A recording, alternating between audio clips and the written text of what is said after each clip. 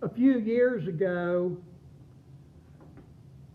a decision was made by the annual conference that when a church was closed, that when the resolution of closure came to the annual conference for action, that pictures of the church buildings would be without blemish. You might have a lamb or a calf or a pigeon or dove at home that's without blemish, but after traveling with it to Jerusalem, it's not going to be without blemish anymore. So there have to be animals for sale. You pay a temple tax. On a day-to-day basis, you deal with coins provided by the Roman Empire, but those coins have the head of the emperor on them, and the emperor claims to be a god. That coin is a graven image. You can't pay your temple tax with that. There has to be someone to exchange those coins for plain coins to be used for paying your temple tax.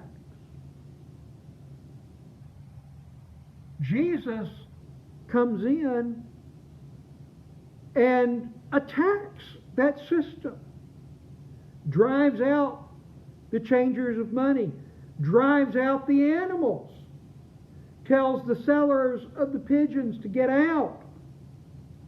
So what's that about? Why does he do that? Well, some think maybe they were cheated.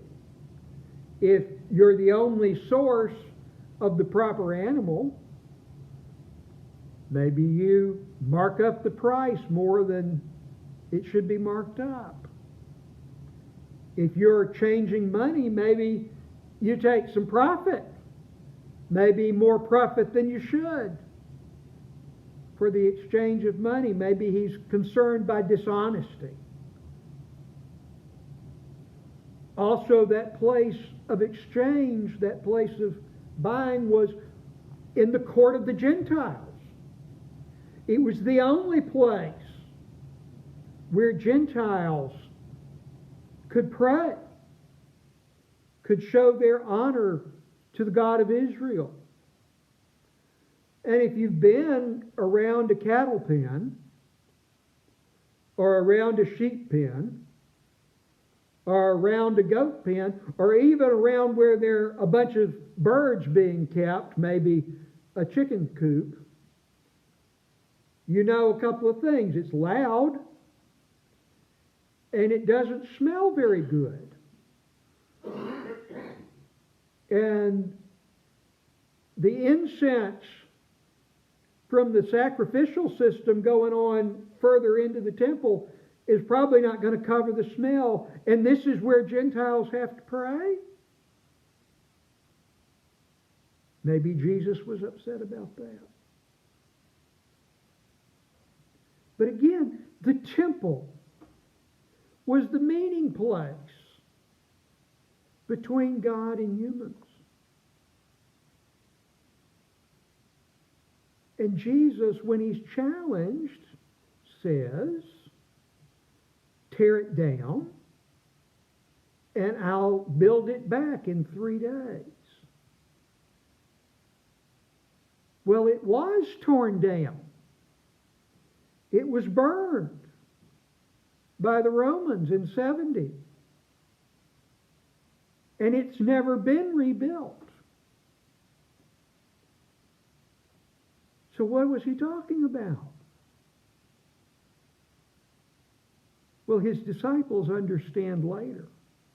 They may not understand at the time. They may be as baffled by his statement that you tear this down and I'll build it back in 3 days as anyone else.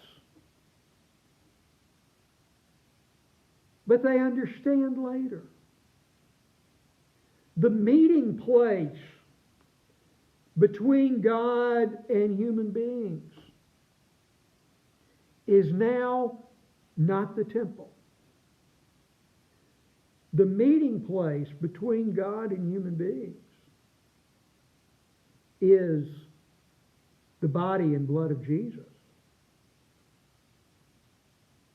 Wherever the cross is remembered, wherever the death and resurrection of Jesus is remembered, is the meeting place